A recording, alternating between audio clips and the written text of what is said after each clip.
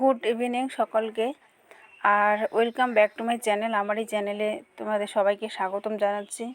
তো আজকে আমি বেশি দেরি না করে অতি সংক্ষিপ্ত কয়েকটি প্রশ্ন আলোচনা করব, মানে ভারতের ভূপ্রকৃতির ওপর কয়েকটি ইম্পর্টেন্ট প্রশ্ন যেগুলো আমাদের জানা খুবই দরকার। তো আমি বেশি দেরি না করে ভিডিওটি শুরু করছি। পৃথিবীর উচ্চতম ভঙ্গিল পর্বত হচ্ছে হিমালয় পর্বত। পৃথিবীর উচ্চতম পর্বত শৃঙ্গ নেপালে অবস্থিত, সেটা হচ্ছে মাউন্ট এভারেস্ট, যার উচ্চতা এখানে লিখি নাই। তো উচ্চতা হচ্ছে 8,848 কিলোমিটার। ভারতের উচ্চতম পর্বত শৃঙ্গ, এটা পৃথিবীর মধ্যে, এটা ভারতের মধ্যে উচ্চতম পর্বত শৃঙ্গ, সেটা হচ্ছে কারাকোরাম পর্বতের গর্ডন স্টেন বা K2। আবার পৃথিবীর মধ্যে দ্বিতীয় উচ্চতম পর্বতশৃঙ্গ মানে যদি পরীক্ষায় আসে তাহলে হবে গর্ডন স্টেন বা K2, মানে দ্বিতীয়। K2 এর পুরো নাম হচ্ছে কিং অফ কারাকোরাম। হিমালয়ের দ্বিতীয় ও পৃথিবীর তৃতীয় উচ্চতম শৃঙ্গ হলো কাঞ্চনজঙ্ঘা। হিমালয়ের দ্বিতীয় এবং পৃথিবীর মধ্যে তৃতীয় কাঞ্চনজঙ্ঘা। প্রথম হচ্ছে মাউন্ট এভারেস্ট পৃথিবীর মধ্যে, আর পৃথিবীর মধ্যে দ্বিতীয় হচ্ছে গর্ডন স্টেন বা K2, আর পৃথিবীর মধ্যে তৃতীয় হচ্ছে কাঞ্চনজঙ্ঘা। ভারতের অবস্থিত হিমালয় পর্বতের সর্বোচ্চ শৃঙ্গের নাম কি? হিমালয় পর্বতের যে সর্বোচ্চ শৃঙ্গ সেটা হচ্ছে কাঞ্চনজঙ্ঘা। ভারতের নিম্নতম স্থান কেরলের হচ্ছে কুট্টানাডু। তাহলে ভারতের নিম্নতম স্থান কোনটা? কেরলের কুট্টানাডু। ভারত তথা এশিয়ার দীর্ঘতম টানেল হচ্ছে নাম কি? ভারত তথা এশিয়ার দীর্ঘতম টানেল হলো জওহর টানেল। ভারত তথা এশিয়ার দীর্ঘতম টানেল হচ্ছে জওহর টানেল। পীরপাঞ্জাল হিমাদ্রি হিমালয়ের মধ্যে অবস্থিত কাশ্মীর উপত্যকা। পীরপাঞ্জাল হিমাদ্রি হিমালয়ের মধ্যে অবস্থিত হচ্ছে কাশ্মীর উপত্যকা। প্রাচ্যের নন্দনকানন ভূস্বর্গ বলা হয় কাকে? কাশ্মীর উপত্যকাকে। ভারতের সর্বোচ্চ পর্বতবেষ্টিত মালভূমি হচ্ছে লাদাখ মালভূমি। ভারতের সর্বোচ্চ পর্বতবেষ্টিত মালভূমি হচ্ছে লাদাখ মালভূমি। শিবালিক হিমালয়ের মধ্যে অবস্থিত দুন উপত্যকা, মানে শিবালিক হিমালয়ের মধ্যে অবস্থিত হচ্ছে কোন উপত্যকা? দোন। এর পরের কোশ্চেন পড়ব। ভারতের বৃহত্তম উপত্যকা হচ্ছে দেরাদুন। ভারতের বৃহত্তম উপত্যকা কোনটা? ভারতের বৃহত্তম উপত্যকা হলো দেরাদুন। ভারতের দীর্ঘতম হিমবাহ কোনটা? ভারতের দীর্ঘতম হিমবাহ সিয়াচেন। ভারতের বৃহত্তম উপত্যকা হলো দেরাদুন হবে। ভারতের দীর্ঘতম হিমবাহ হলো সিয়াচেন। কুমায়ুন হিমালয় অঞ্চলে হিমবাহ সৃষ্ট কি নামে পরিচিত? মানে কুমায়ুন হিমালয় অঞ্চলে হিমবাহ সৃষ্ট তাল নামে পরিচিত। কন্নড় ভাষায় মালনাদ শব্দের অর্থ কী? কন্নড় ভাষায় মালনাদ শব্দের অর্থ হলো পাহাড়ি দেশ। কন্নড় ভাষায় ময়দান শব্দের অর্থ কী? কন্নড় ভাষায় ময়দান শব্দের অর্থ হলো তরঙ্গায়িত উচ্চভূমি। মালনাদ শব্দের অর্থ পাহাড়ি দেশ, আর ময়দান শব্দের অর্থ হলো তরঙ্গায়িত উচ্চভূমি। এবার কচ্ছ শব্দের অর্থ কি? জলময় দেশ। রণ শব্দের অর্থ হচ্ছে কর্দমাক্ত ও লবণাক্ত নিম্নভূমি। সমগ্র দাক্ষিণাত্যের সর্বোচ্চ শৃঙ্গের নাম কি? সমগ্র দাক্ষিণাত্যের সর্বোচ্চ শৃঙ্গ হলো আনাইমুদি। ভারতের দক্ষিণতম পর্বত হচ্ছে পালনি পর্বত। ভারতের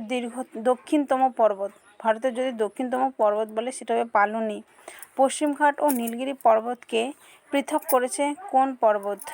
পালঘাট। তাহলে পশ্চিমঘাট ও নীলগিরি পর্বতকে পৃথক করেছে পালঘাট। জাফরান চাষের উপযুক্ত মৃত্তিকা কারেওয়া মৃত্তিকা। তাহলে জাফরান চাষের জন্য উপযুক্ত মৃত্তিকাটির নাম কি? কারেওয়া মৃত্তিকা। পঞ্চনদের দেশ বলা হয় পাঞ্জাবকে। ভারতের বৃহত্তম দ্বীপপুঞ্জ আন্দামান ও নিকোবর দ্বীপপুঞ্জ। তাহলে যদি প্রশ্ন হয় যে ভারতের বৃহত্তম দ্বীপপুঞ্জ কোনটা? আন্দামান ও নিকোবর দ্বীপপুঞ্জ। আন্দামানের সর্বোচ্চ শৃঙ্গের নাম কি? আন্দামানের সর্বোচ্চ শৃঙ্গের নাম হলো স্যাডেল পিক। ভারতের প্রবাল দ্বীপ হচ্ছে লাক্ষাদ্বীপ। ভারত তথা পৃথিবীর বৃহত্তম বদ্বীপ হলো গঙ্গা ও ব্রহ্মপুত্র বদ্বীপ। ভারত তথা পৃথিবীর বৃহত্তম বদ্বীপ হচ্ছে গঙ্গা ও ব্রহ্মপুত্র বদ্বীপ। নদীর তীরবর্তী নবীন পলিমাটিকে খাদার বলে। তাহলে নদীর তীরবর্তী নবীন পলিমাটিকে কি বলে? খাদার বলে।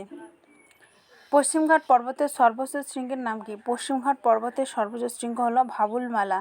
পশ্চিমঘাট পর্বতের সর্বোচ্চ শৃঙ্গ হচ্ছে ভাবুলমালা। নদী থেকে দূরবর্তী প্রাচীন পলিমাটিকে বলে ভাঙ্গার।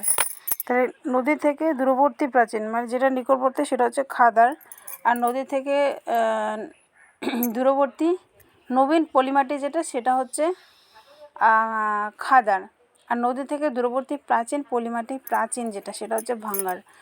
মালবার উপকূলের উপহ্রদগুলিকে কি বলে? মালবার উপকূলের উপহ্রদগুলিকে বলা হয় কয়াল। মালাবার উপকূলের উপহ্রদগুলিকে কয়াল বলে। নীলগিরি পর্বতের সর্বোচ্চ শৃঙ্গ হচ্ছে দোদাবেতা। পূর্বঘাট পর্বতের অপর নাম হচ্ছে মলয়াদ্রি পর্বত। যদি প্রশ্ন হয় যে পূর্বঘাট পর্বতের অপর নাম কি, মলয়াদ্রি পর্বত। পূর্বঘাট পর্বতের হচ্ছে মলয়াদ্রি, আর পশ্চিমঘাট পর্বতের অপর নাম হচ্ছে সহ্যাদ্রি। তাহলে পূর্বঘাট হচ্ছে মলয়াদ্রি আর পশ্চিমঘাট হচ্ছে সহ্যাদ্রি। পশ্চিমবঙ্গের সর্বোচ্চ শৃঙ্গ হচ্ছে সান্দাকফু। মরুস্থলী নামের অর্থ হচ্ছে মৃতের দেশ। আরাবল্লী পর্বতের সর্বোচ্চ শৃঙ্গ হচ্ছে গুরুশিখর আরাবল্লী পর্বতের। আর ভারতের বৃহত্তম উপহ্রদ হচ্ছে চিল্কা। ভারতের বৃহত্তম উপহ্রদ কোনটা? চিল্কা। ভারতের সর্বোচ্চ লবণাক্ত জলের হ্রদ হচ্ছে পঙ্গং। ভারতের সর্বোচ্চ লবণাক্ত জলের হ্রদ পঙ্গং। অস্থায়ী বা চলমান বালিয়াড়িকে মরু অঞ্চলে ধ্রিয়ান বলে। কচ্ছ উপদ্বীপের উত্তরাংশের অগভীর জলভূমিকে কি বলা হয়? কচ্ছ উপদ্বীপের উত্তরাংশের অগভীর জলভূমিকে রান বলে। ভারতের একটি প্রাচীন ভঙ্গিল পর্বত হলো আরাবল্লী পর্বত। ভারতের একটি প্রাচীন ভঙ্গিল পর্বত হলো আরাবল্লী পর্বত। মেঘালয় মালভূমির সর্বোচ্চ শৃঙ্গ কোনটি? মেঘালয় মালভূমির সর্বোচ্চ শৃঙ্গ হচ্ছে শিলং। মেঘালয় মালভূমির সর্বোচ্চ শৃঙ্গ কোনটি? মেঘালয় মালভূমির সর্বোচ্চ শৃঙ্গ হচ্ছে শিলং। মণিপুরের বিখ্যাত হ্রদের নাম লোকটাক হ্রদ। মণিপুরের বিখ্যাত হ্রদের নাম কি? মণিপুরের বিখ্যাত হ্রদের নাম হচ্ছে লোকটাক হ্রদ। ছত্তিশগড় সমভূমির দক্ষিণাংশ দণ্ডকারণ্য নামে পরিচিত। ছত্তিশগড় সমভূমির দক্ষিণাংশ দণ্ডকারণ্য নামে পরিচিত। পরের কোশ্চেন দেখো, কারাকোরাম পর্বতশ্রেণীর পূর্বে অবস্থিত পর্বত বেষ্টিত মালভূমির নাম কি? কারাকোরাম পর্বতশ্রেণীর পূর্বে অবস্থিত পর্বত বেষ্টিত মালভূমির নাম হলো আকসাই চিন। পাঞ্জাব সমভূমির প্লাবনভূমিকে স্থানীয় ভাষায় কি বলা হয়? ধায়া। পাঞ্জাব সমভূমির প্লাবনভূমিকে স্থানীয় ভাষায় ধায়া বলে। পাঞ্জাব সমভূমির উত্তরাংশের ক্ষয়প্রাপ্ত অংশকে খোস বা চোষ বলে। তাহলে পাঞ্জাব সমভূমির প্লাবনভূমিকে স্থানীয় ভাষায় ধায়া বলে, আর পাঞ্জাব সমভূমির উত্তরাংশের যে ক্ষয়প্রাপ্ত অংশ সেটাকে খোস বা চোষ বলে। মালাবার উপকূলের দীর্ঘতম কয়াল হচ্ছে ভেম্বনাথ কয়াল। মালাবার উপকূলের দীর্ঘতম কয়ালের নাম কি? ভেম্বনাথ কয়াল। ভারতের একটি আগ্নেয় দ্বীপের নাম হচ্ছে ব্যারেন দ্বীপ। ভারতের একটি আগ্নেয় দ্বীপের নাম কি? ব্যারেন দ্বীপ। আরাবল্লী পর্বতের পাদদেশে অবস্থিত অল্প বালুকাময় ভূমিভাগকে বাগার বলে। আরাবল্লী পর্বতের পাদদেশে অবস্থিত অল্প বালুকাময় ভূমিভাগকে বাগার বলে। রাজস্থানের পশ্চিম প্রান্তের বালি ও কোমল শিলা গঠিত সমভূমি রয়েছে, তার নাম হামাদা। তাহলে আরাবল্লী পর্বতের পাদদেশে অবস্থিত অল্প বালুকাময় ভূমিভাগকে বাগার বলে। আর রাজস্থানের পশ্চিম প্রান্তের বালি ও কোমল শিলা গঠিত সমভূমি রয়েছে, তার নাম হামাদা। রাজস্থানের লুনি নদীর উত্তরে যে বালি গঠিত সমভূমি রয়েছে তাকে থালি বলে। রাজস্থানের লুনি নদীর উত্তরে যে বালি গঠিত সমভূমি রয়েছে সেটা হচ্ছে থালি। শিবালিক হিমালয়ের পাদদেশে নুড়ি ও শিলাচূর্ণ দ্বারা গঠিত সমভূমির নাম হলো ভাবর। তাহলে শিবালিক হিমালয়ের পাদদেশে নুড়ি এবং শিলাচূর্ণ দ্বারা গঠিত সমভূমির নাম কি? ভাবর। গাঙ্গেয় সমভূমির পশ্চিম দিকে যে ছোট ছোট বালিয়াড়ি দেখা যায় তাদের ভুর বলে। গাঙ্গেয় সমভূমিকে ভারতের শস্য ভাণ্ডার বলা হয়। তাহলে কাকে ভারতের শস্য ভাণ্ডার বলা হয়? এটা একটা ইম্পর্টেন্ট কোশ্চেন। শস্য ভাণ্ডার, গাঙ্গেয় সমভূমিকে ভারতের শস্য ভাণ্ডার বলা হয়। তাহলে ছোটনাগপুর মালভূমিকে ভারতের খনিজ ভাণ্ডার। তাহলে কাকে ভারতের খনিজ ভাণ্ডার বলে? ছোটনাগপুর মালভূমিকে।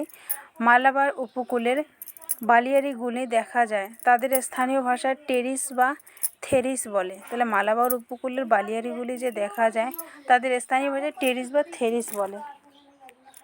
থ্যাংক ইউ বন্ধুরা, এখানেই ভিডিওটি শেষ করলাম। তো ভিডিওটি যদি ভালো লাগে তাহলে লাইক করবেন, কমেন্ট করবেন, শেয়ার করবেন, আর প্লিজ সাবস্ক্রাইব করে পাশে থাকবেন যাতে আমি তোমাদের আরও ভালো কন্টেন্ট দিতে পারি, সেই চেষ্টাই করব। থ্যাংক ইউ বন্ধুরা।